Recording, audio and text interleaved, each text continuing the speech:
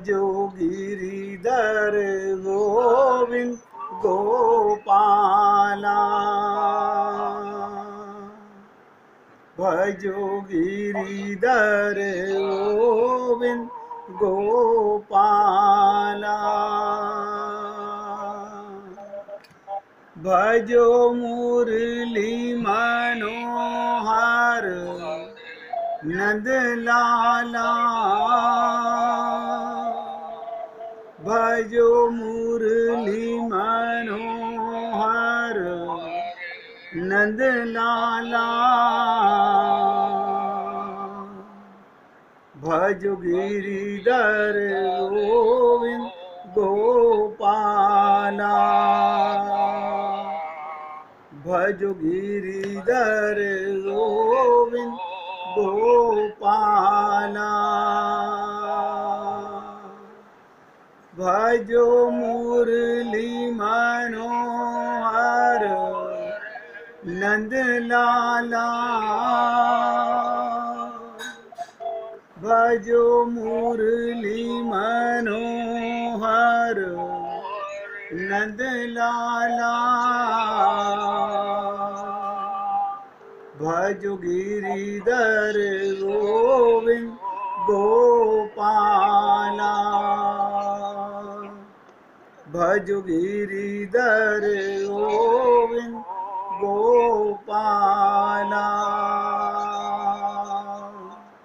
भजो मुरली मनोहर नंद लाला,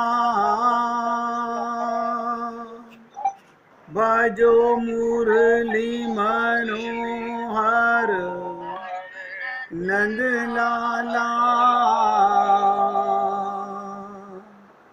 भजो गिरिधर गोविंद गोपाला, भजो गिरिधर गोविंद गोपाला, भजो मुरली मनोहर नंद लाला, भजो मुरली मनोहर नंद लाला, भजो गिरिधर गोविंद गोपाला, भजो गिरिधर गोविंद गोपाला, बोलिए वृंदावन बिहारी लाल की जय जय श्री राधे, जय जय श्री राधे। सभी भक्तों से निवेदन, बहुत एकाग्रचित होकर सत्संग के प्रत्येक शब्द को हृदयंगम करने का भरसक प्रयत्न कीजिए। मैं जानता हूँ कि आप भगवान से प्रेम पाना चाहते हैं।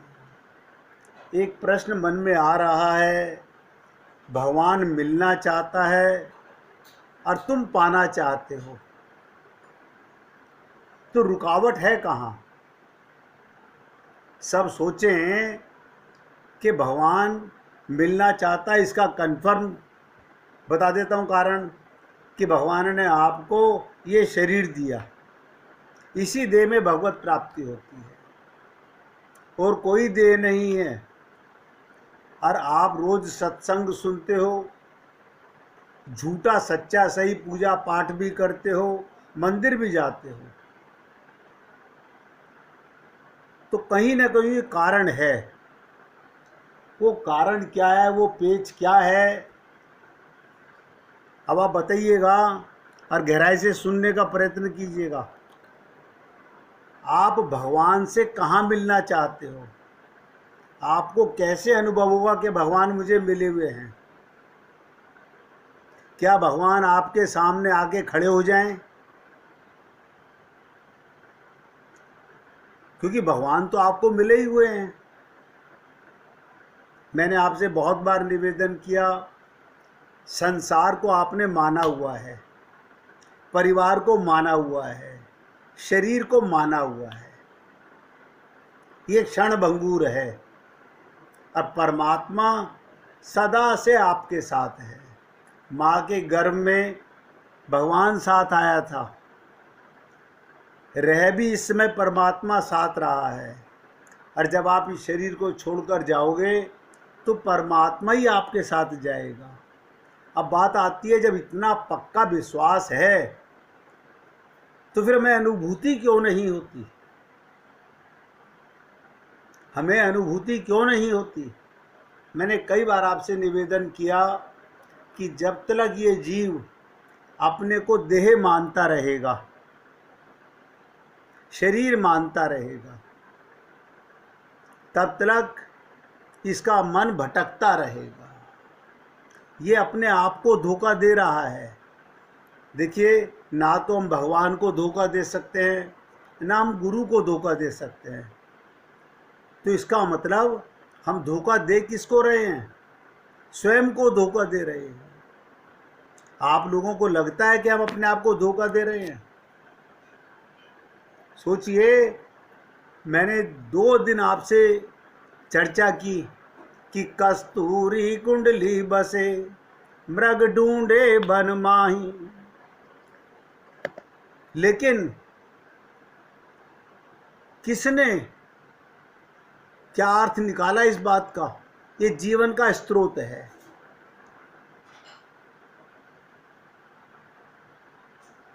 कमाल की चीज है। कबीर कहते हैं, कहीं और जाना ही नहीं, तेरा साई तुझ में, जाग सके तो जाग। अभी आप लोग को लगता होगा कि हम जागे हुए हैं। ये शरीर का जागना जागना नहीं होता। ये तो कुत्ते बिल्ली गधे भी जागते हैं। शरीर से जागना जागृति नहीं है, आत्म जागृति, कि मैं परमात्मा का अंश हूं। ये जागृति अगर हो जाए, बस करना इतना ही है कि जागना है। साईं को नहीं खोजना, परमात्मा को नहीं खोजना। बहुत ध्यान से सुनो, ये 84 कोस की परिक्रमा और बड़ी बड़ी परिक्रमा करते करते युग बीत गए। माला फेरत जुग फिरा, फिरा न मन का फेर, और कर का मन का फेंक कर। आप सोचिएगा, मन का फेर। हम उसे अनुभव नहीं कर पा रहे। कारण क्या है? जिसकी अनुभूति में आता है वो आप स्वयं मानते नहीं। हमारा मन अनंत जन्मों से भटक रहा है, अभी भी भटक रहा है। कोई विश्वास नहीं है कि आगे नहीं भटकेगा। इसका भी कोई पक्का विश्वास नहीं है कि आपका मन आगे नहीं भटकेगा, जब तक तत्व ज्ञान नहीं होगा, जब तक आपको अपना पता ही नहीं होगा। जिस दिन आप जागे, जिस दिन आप होश में आए, तो आप बहुत हंसोगे अपने आप पर। जैसे महात्मा बुद्ध को जिस रात्रि में बोध गया में उस वृक्ष के नीचे निरंजना नदी के अंदर अपना बल भूल गए, उन्हें परमात्मा का बोध हो गया, तो उनके भाई ने पूछा, आनंद ने, क्या बताते क्यों नहीं, क्या आपको क्या मिला? तो महात्मा बुद्ध ने क्या कहा, वो तो पहले से ही मिला हुआ था। मुझे हंसी आ रही है कि भगवान ही था जो मिला हुआ था, बाकी सब माना हुआ था। मैंने आपसे कई बार निवेदन किया कि रात्रि को सपना देखते हो, कोई बता दो कि सपना देखते हुए कहते हो झूठा है। सपना देखते हुए कोई जीव नहीं कहता झूठा है। सुबह उठ के सब कहते हैं अरे आज बड़ा गंदा सपना देखा, बेकार सपना देखा, झूठा सपना देखा। इसी प्रकार जब ये शरीर छोड़ोगे, कोई संसार का जीव तुम्हारे साथ नहीं जाएगा,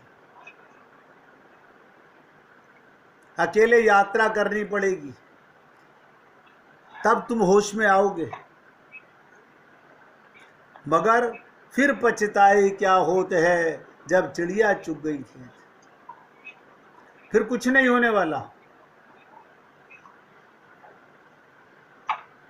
मैंने कई बार आपसे कहा, कहीं गलती से भी भगवान को खोजने निकल मत जाना।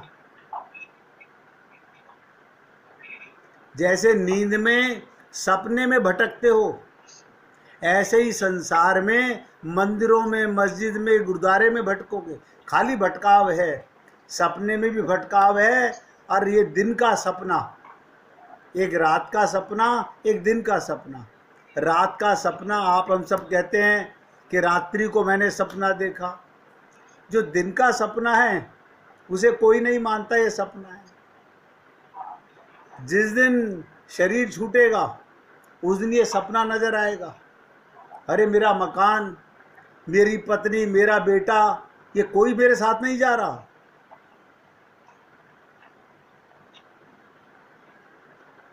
इसलिए कबीर कहते हैं तेरा साईं तुझ में। भगवान कहते हैं मोह को तू क्या ढूंढे रे बंदे, मैं तो तेरे पास में। बताओ, इतना करीब परमात्मा आपके साथ है जितना करीब आपका शरीर भी आपके साथ नहीं है। ये शरीर भी आपको लगता होगा कि मैं इसमें रहता हूँ। ना ना, पता नहीं कितने जीव जंतु इसमें रहते हैं। आपके शरीर में कितने कीड़े मकोड़े रहते हैं आपको ये भी पता नहीं है। उनका भी यही शरीर है। खोजने उतनी उलझन में पड़ जाओगे। परमात्मा को खोजना नहीं, कई बार निवेदन किया गया, बस जागना है। इसलिए कहा गया कि कस्तूरी कुंडली बसे, मृग ढूंढे बन माई। मृग तो पशु है, वो अज्ञानी है, पशु योनि में है, भोग योनि में है, भटक रहा है। लेकिन आप तो कर्म योनि में भी हो। इसीलिए किसी श्रोत्रिय ब्रह्मनिष्ठ गुरु की शरण में जाकर सबसे पहले तत्व ज्ञान प्राप्त करना चाहिए। हम लोगों को छोटी गल तो हो गया, आप सत्संग में आते हो तो अपने को आत्मा मानने लगते हो। जैसे ही सत्संग से उठे तुरंत स्त्री पुरुष बन जाते हो। बताइए, मृग को कस्तूरी की गंध अंदर से आती है। कस्तूरी तैयार है, भागता है पागल की तरह, खोजता है कहाँ से आती है गंध। उसकी नाभि में है कस्तूरी, पर मृग को कैसे पता चले?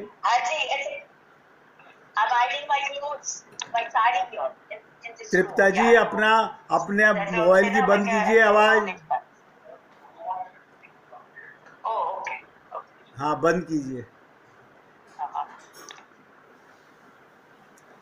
मनुष्य को भी पता नहीं चलता कि परमात्मा अंदर ही बैठा हुआ है। मैंने आप लोगों को कल निवेदन किया था कि आप लोगों को पता नहीं है कि आपकी नाभि का स्रोत कितना गहरा है। आनंद का स्रोत, परमात्मा की प्राप्ति तुम्हारी नाभि में छुपी है। तुम्हारे अस्तित्व का केंद्र भी, इस शरीर का केंद्र बिंदु भी नाभि ही है। अगर तुम अपनी नाभि में उतर जाओ तो तुमको परमात्मा का द्वार मिल जाए।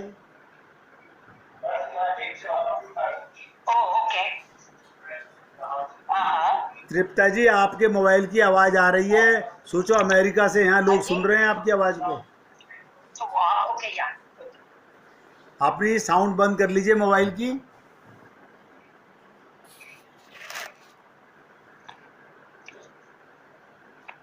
आपको पता है कि तुम्हारी नाभि से एक अदृश्य नाल अभी भी परमात्मा से जुड़ी है। माँ की नाल तो कट गई, जब तक तुम माँ के गर्भ में थे माँ से नाल जुड़ी हुई थी, लेकिन परमात्मा के साथ नाल आज भी जुड़ी हुई है। नाभि में तुम्हारी जड़ है। ना केवल शरीर के अर्थों में तुम नाभि से जुड़े हो, आत्मा के अर्थों में भी परमात्मा से जुड़े हो। इसलिए मैं कहता हूँ, परमात्मा को खोजने कहीं नहीं जाना। हाँ, मंदिरों में जाइए, भगवान के स्वरूप का दर्शन करने जाइए, परमात्मा के साथ जाइए। अब परमात्मा की आंखों से देखिए। आप अपनी आंखों से जो देखोगे, इन शरीर की आंखों से भगवान नहीं दिखेंगे। शरीर की आंख से मूर्ति का दर्शन होगा, परमात्मा की आंख से परमात्मा का दर्शन होगा। हम में और गोपियों में यही अंतर है। गोपियां कहती हैं, जित देखो तित श्याम मई है। उन्हें पेड़ों में, पत्तों में, पक्षियों में, जीव जंतुओं में भगवान नजर आता है।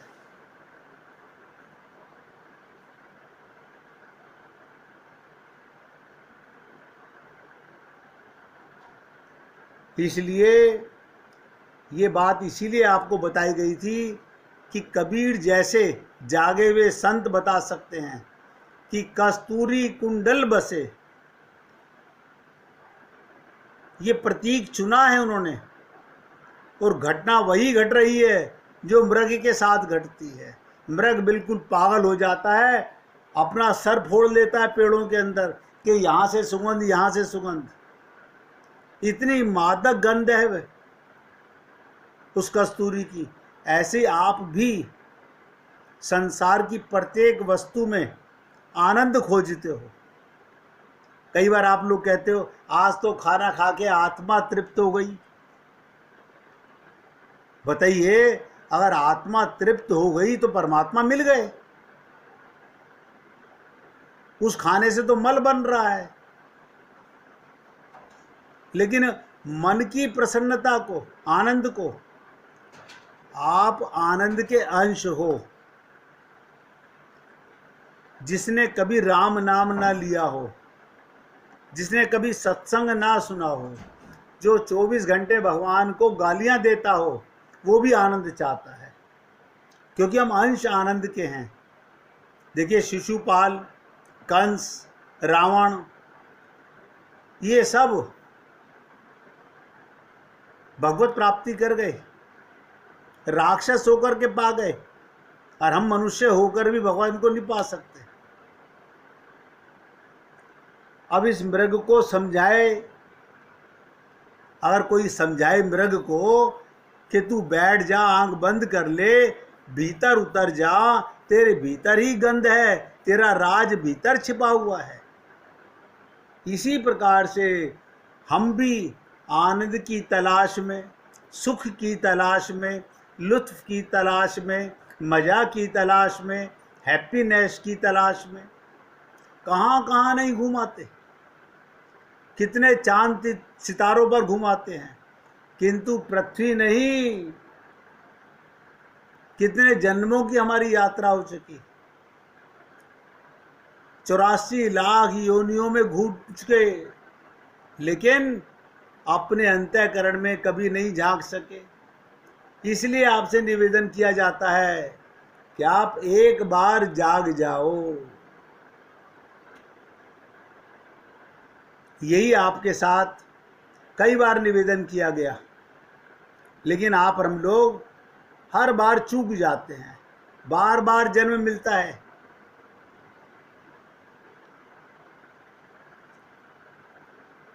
नानक जी का एक लाइन याद आती है, जिन खोजा तिन पाइयां। कमाल की बात है।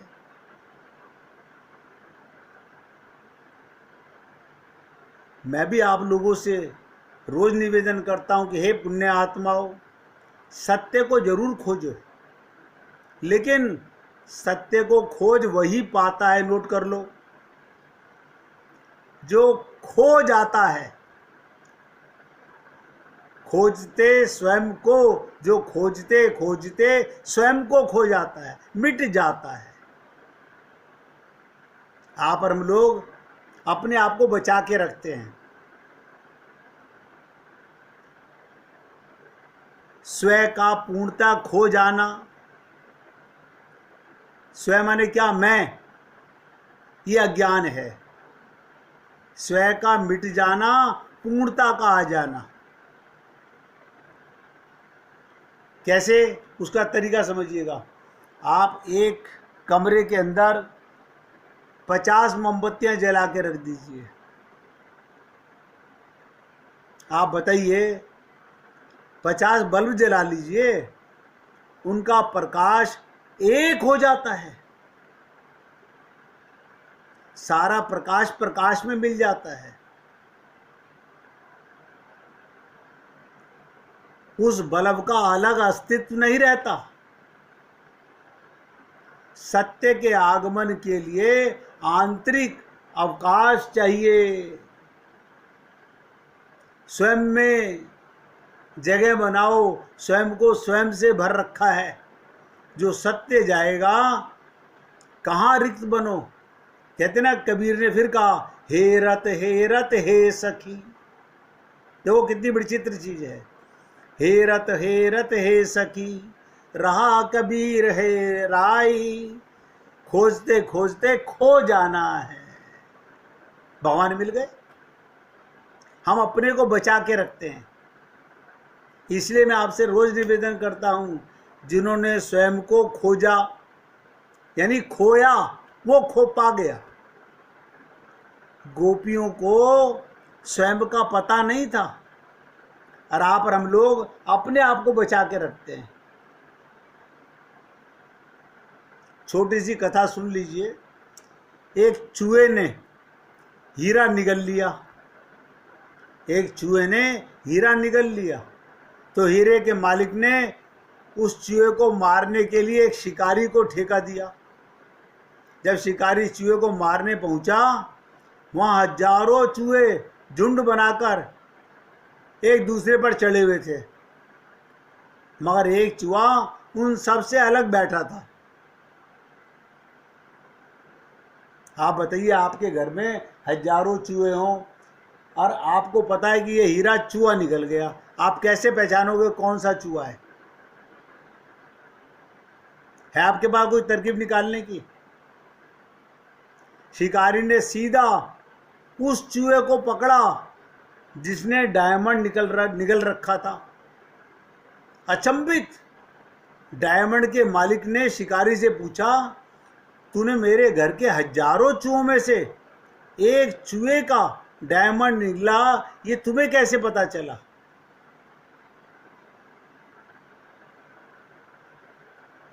शिकारी ने क्या जवाब दिया? शिकारी से ज्ञान ले लीजिए।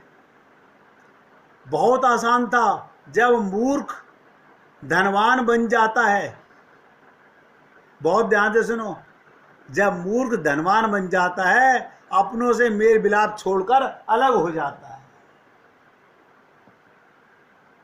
इसी प्रकार जो अपने प्रीतम को पा जाता है, वो संसार से व्यवहार तो करता है, अपना किनारा एक तरफ कर लेता है, फिर वो भटकता नहीं है। आप सोचिए, आप और हम लोग कितना जीवन गुजर गया। कल गोपियों के विषय में आपको महारास में लेके चले और उसके ऊपर पूर्ण प्रकाश की पूर्णिमा की। पूर्ण में से पूर्ण निकालो, पूर्ण बचता है।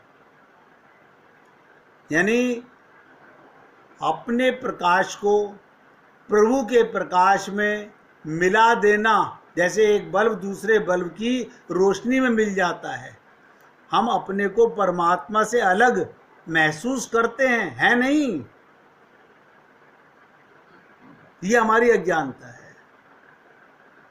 इसलिए छोटी छोटी बातें, अभी गोपी संवाद में, रास के संवाद में बहुत कुछ बात करने को है, लेकिन समझोगे कैसे? समझोगे कैसे? मैंने कई बार आपसे कहा, जब तक मन बुद्धि का सरेंडर, मन बुद्धि का सरेंडर हम नहीं कर पाते, हम भगवत प्राप्ति कभी नहीं कर सकते। भगवान श्री कृष्ण ने गीता में कहा, भगवान श्री राम ने रामायण में कहा, भागवत ने, वेद व्यास जी ने कहा एक ही बात को, और वेदों में तो तमाम जगह भरा हुआ है कि मन एवं मनुष्यानाम कारणम बंध मोक्षो, मन ही बंधन, मन ही मोक्ष का कारण है, और हम सबका मन बिगड़ा हुआ है। और मन को सुधारने का, मन को शुद्ध करने का कल एक तरीका आपको बताया था, हरि गुरु भजू नित्य निष्काम अनन्य होकर के भगवान का, गुरु का भजन करो, तो मन शुद्ध होने लगेगा। लेकिन हम आज गुरुओं के पास भी जाते हैं तो स्वार्थ लेकर के जाते हैं। इसकी चर्चा के लिए 1 मिनट पहले भगवान का कीर्तन कीजिए। हरि बोल